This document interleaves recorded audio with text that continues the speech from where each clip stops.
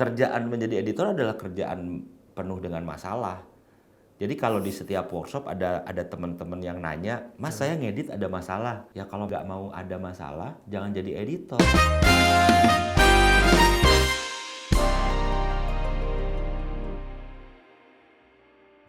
Selamat datang kembali di The Industry, presented to you by Oppo. Sebuah acara mingguan tentang segala hal yang berhubungan dengan industri perfilman Indonesia, di mana saya, Arifin Putra, ngobrol dengan orang-orang berbakat yang memiliki passion yang sama dengan saya, cinema. So, without further ado, let's roll! Halo Kang Kesa, apa kabar? Kabar baik. Halo, tes dulu nih. Halo? Iya, baik. Kedengeran? Siap. Jelas banget. Aman. Jelas banget. Kang, Siap. Iya, Kang Kesa dari kemarin pas aku nelpon buat ngundang ke acara ini, kayaknya Kang Kesa lagi sibuk ngajar terus ya. Lagi ngajar di mana sih? Asik, ngajar. Kalau ngajar secara formal di kampus SAE, di Pejaten, itu ngajar semester ganjil. Terus kalau yang lainnya kayak ngajar informal lah, kayak ngasih workshop. Tapi kenapa tiba-tiba pengen fokus banget ke edukasi? Emang udah saatnya berbagi ilmu atau gimana? Kalau fokus ke edukasi sebenarnya dari dulu, Pak. Jadi memang dari zaman kuliah juga lebih tertarik ke ilmu filmnya dulu dibanding bikin filmnya gitu. Jadi waktu jadi editor pun gua mempelajari teori, sejarah, dan esensi editing dulu, baru saya belajar software. Jadi bukan belajar software editing dulu, jadi belajar dulu kenapa sih harus dipotong, bukan belajar bagaimana motong gitu. Tapi kenapa sih harus dipotongnya di sini? Nah, itu yang dipelajarinya. Jadi memang senang sama keilmuannya sampai akhirnya ya menggeluti ke situ gitu. Sampai sekarang nih sok-sok kuliah lagi gitu. Gue kuliah lagi gitu. Aduh. Jadi seneng tuh karena ya kita jadi ke-trigger untuk mendevelop terus gitu.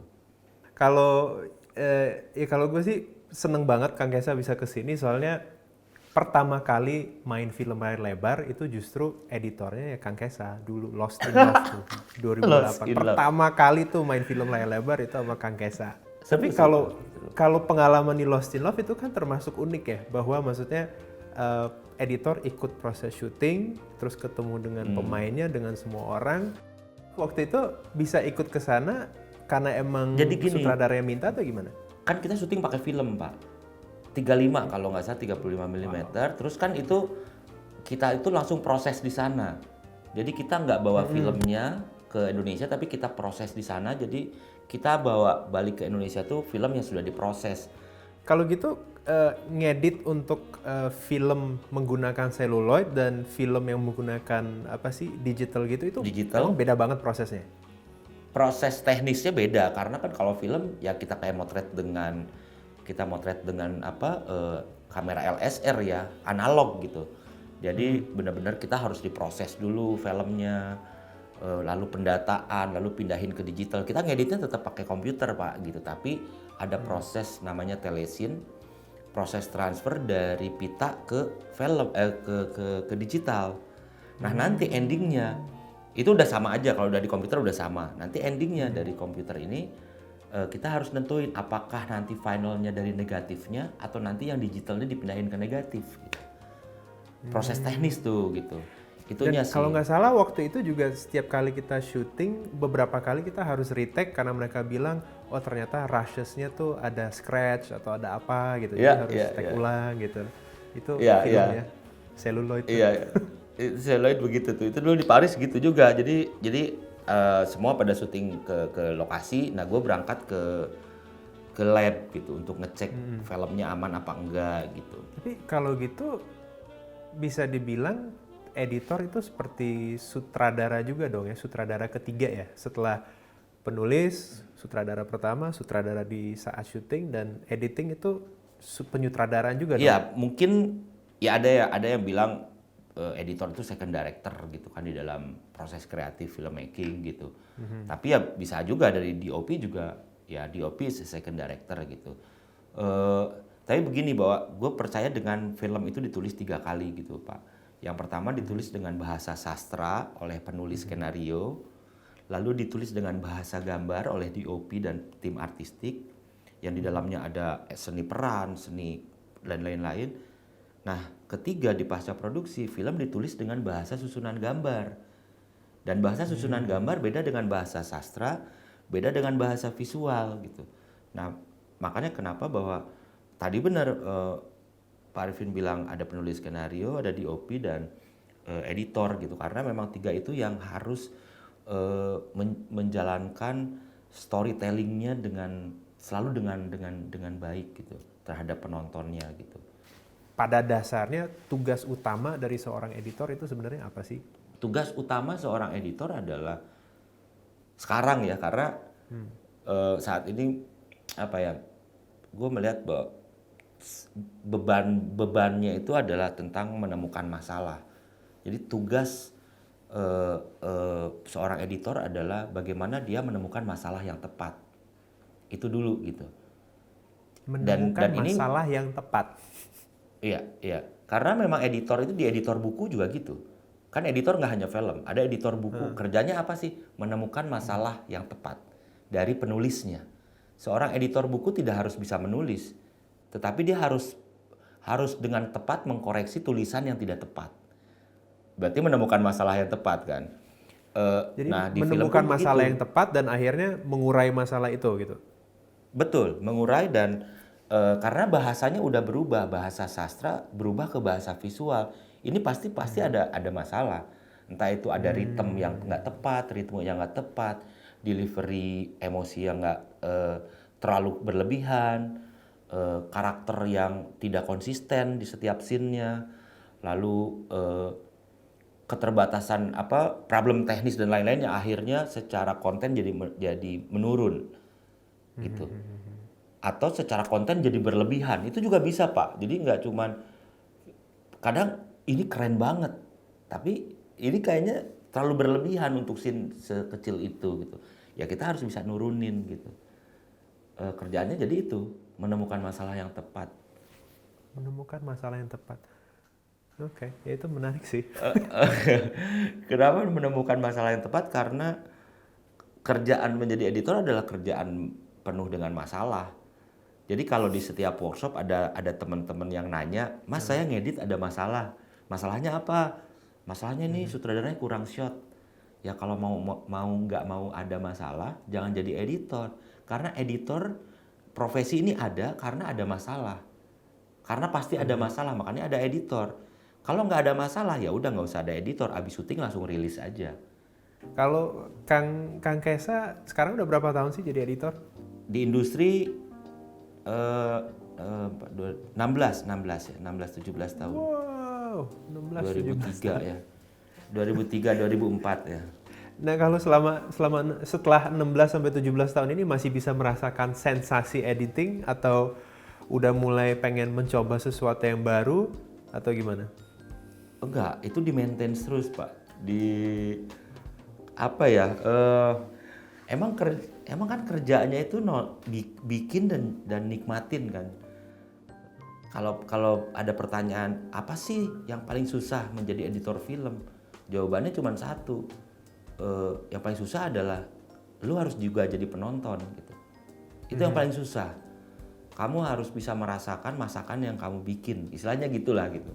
Itu yang paling susah. Jadi tentang menjadi penonton itu selalu di maintenance gitu.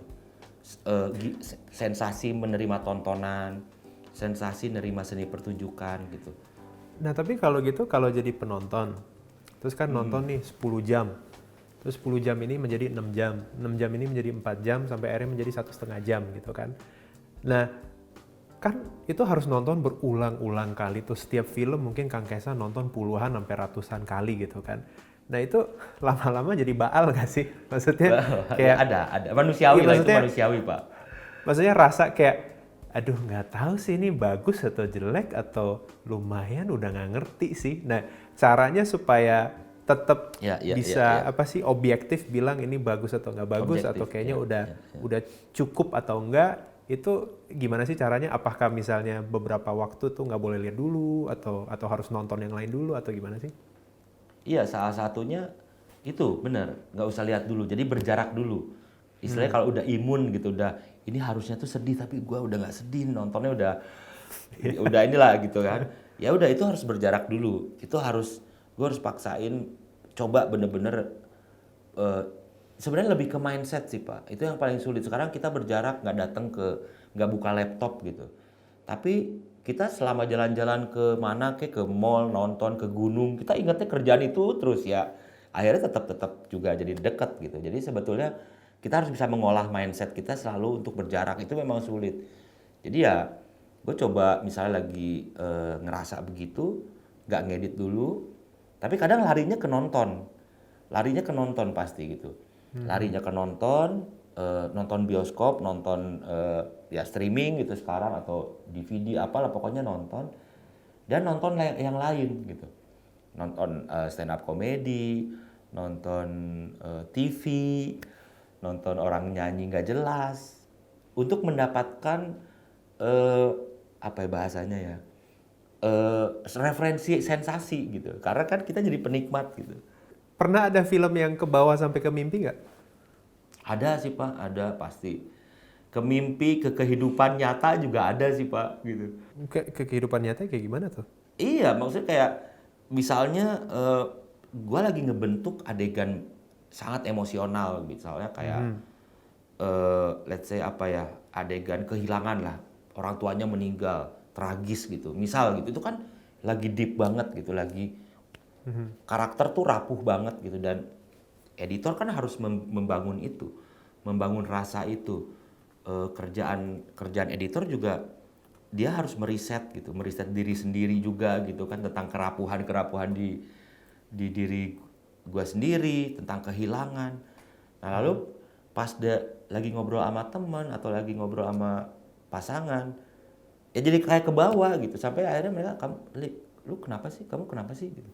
Oh enggak, ya jadi sangat emosional, sensitif gitu. Jadi ternyata bukan cuma aktor doang yang moody ya, ternyata editor moody juga. Iya, wah luar biasa. Budi-budian. Hello everyone, we want to take a quick moment to thank our sponsor Oppo for making the show possible. All video calls and us behind the scenes are shot on Oppo using the Oppo Reno 4 Pro. Kalian pernah ngalamin masalah yang sama dengan saya nggak sih? Bahwa kalian lagi asik main game atau lagi scrolling terus tiba-tiba stuck. Nah di Oppo Reno 4 Pro, dengan refresh rate 90Hz, user experience menjadi flawless. Let's give it a go.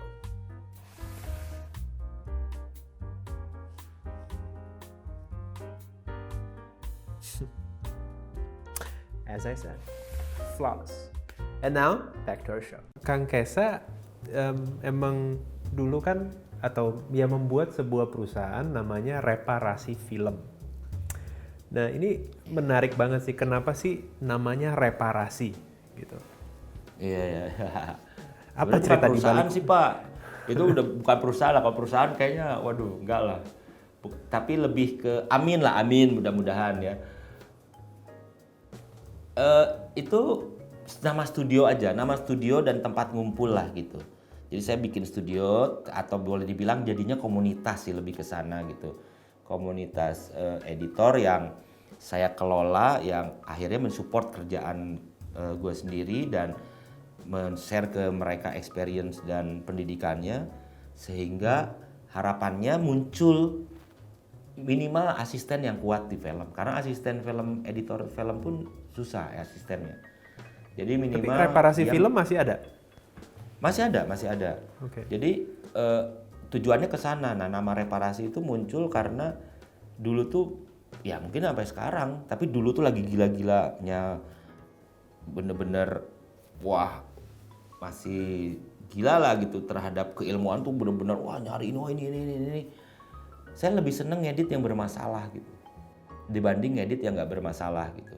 Jadi saya lebih seneng ngedit yang kalau secara produksi itu gagal gitu. Wah ini banyak kekurangan shotnya, pemainnya nggak bagus katanya, terus DOP-nya kurang maksimal. Nah, gue malah lebih seneng ngerjain film seperti itu. Makanya namanya reparasi film dibanding film yang semuanya proper. Udah nih keren nih, udah. Lu gampang tinggal ngedit lah. Kalau gampang mengedit sendiri gitu. Tapi you meng-hire saya kan untuk menjadi dari nothing to something gitu.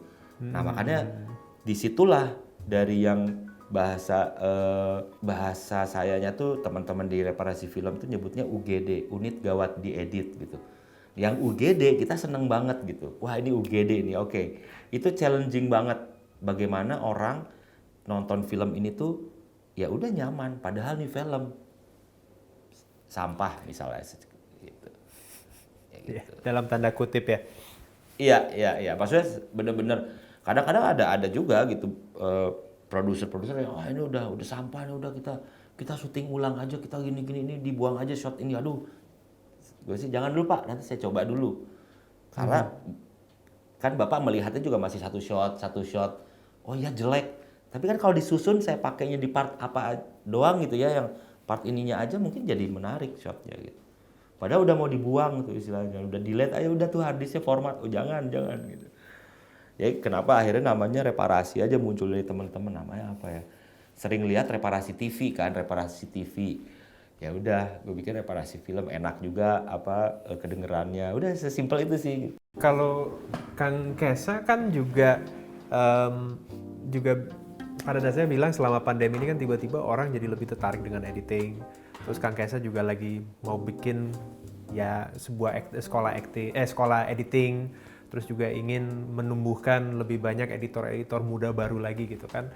Nah kalau dengan adanya pandemi ini, harapan Kang Kesa apa sih yang bisa dirubah di industri kita supaya kita bisa lebih maju seperti tadi Kang Kesa bilang, seperti Korea Selatan misalnya, atau teman-teman yang lain gitu. Apa sih yang pengen Kang Kesa rubah gitu? Rubah ya, kalau rubah sih enggak. Mungkin gimana ya, pasti kalau karena senang dengan problem kan, namanya reparasi film. Gue yakin banget di dalam satu masalah atau kekurangan itu pasti ada kelebihannya gitu. Ya ini pun menyikapinya menyikapinya dengan point of view bahwa pandemi ini satu wabah yang bikin semuanya down gitu. Tapi pasti ada positive side-nya, ada impact positifnya yang bikin sesuatu deh jadi lebih baik, itu udah pastilah ada gitu. Nah kalau untuk industri ini kayak kita tuh disuruh kemarin tuh kita geber semuanya, industri ini semua ngebut gitu.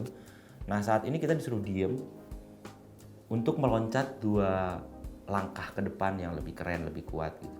Jadi kita tuh disuruh mungkin kayak saat ini tuh harapannya karena waktu lebih banyak bisa buat sendiri, mungkin lebih banyak lagi belajar, lebih banyak lagi mengeksplor apa yang kita kerjakan kemarin itu bener nggak sih?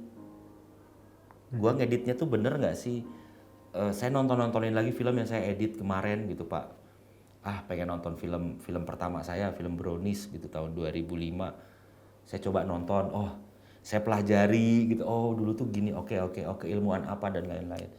Jadi yang saya harapkan di pandemi ini tuh semua orang film yang sudah aktif kemarin disuruh untuk berhenti dan mundur sejenak untuk bisa meloncat lebih jauh gitu ke depan.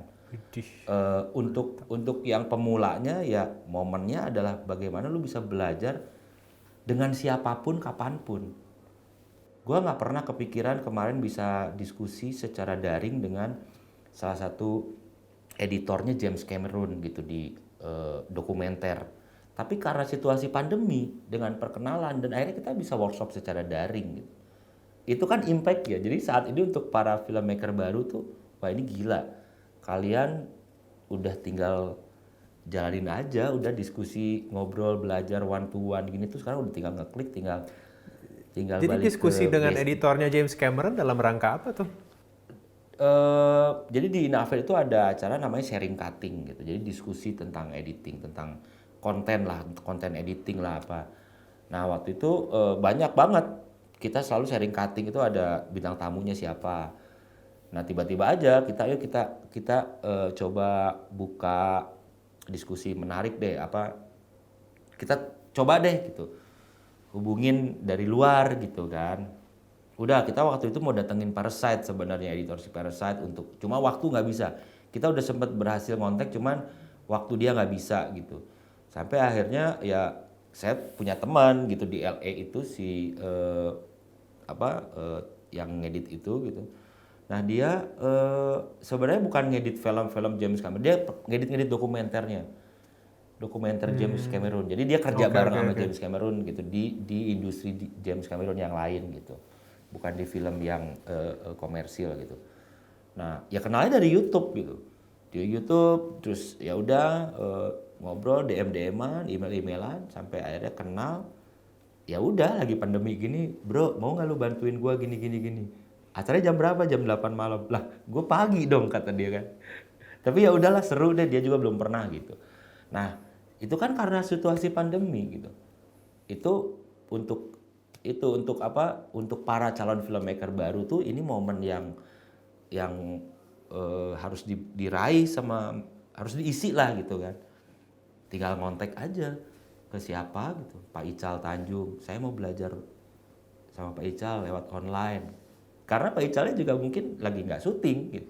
Waktunya juga ada gitu dan sudah terbiasa dengan peralatan yang ada di depan kita yang menggunakan gadget, streaming apa dan lain-lain.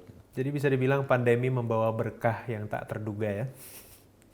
Harus begitu gitu. Dan untuk seniman apalagi loh Pak. Seniman itu kan kesulitan tuh harus jadi bensin kreativitas salah satunya. Maka seniman semakin sulit dia semakin kreatif. Semakin dia stres, punya problem, karyanya makin terasa gitu. Bener-bener. Thank you banget Kang Kesa, dapat banyak banget ilmu nih dari Kang Kesa. Pokoknya terima kasih banyak Kang Kesa, nggak pindah ke periklanan. Pokoknya tetap awet ya di perfilman karena kita butuh editor seperti Kang Kesa. PR-nya banyak. Iya. Amin. Mudah-mudahan thank you banget untuk hari ini ya. Sorry banget. Ya, siap. Itu dia, Kesa David, si sutradara ketiga yang memadukan visi dari penulis skenario, sutradara, dan director of photography untuk menjadi satu cerita yang utuh untuk kalian. Kita benar-benar membutuhkan lebih banyak lagi Kesa David dalam industri perfilman kita. Kalau kalian suka episode kali ini, like, subscribe. Kalau ada komentar atau pertanyaan tambahan, langsung tulis di bawah. Supaya kalian tidak ketinggalan episode selanjutnya dari The Industry presented to you by Oppo, klik tombol lonceng. And that's it for today. Thank you to all cinemas out there. Stay safe, stay healthy, and most importantly, wash your hands. And that's a wrap.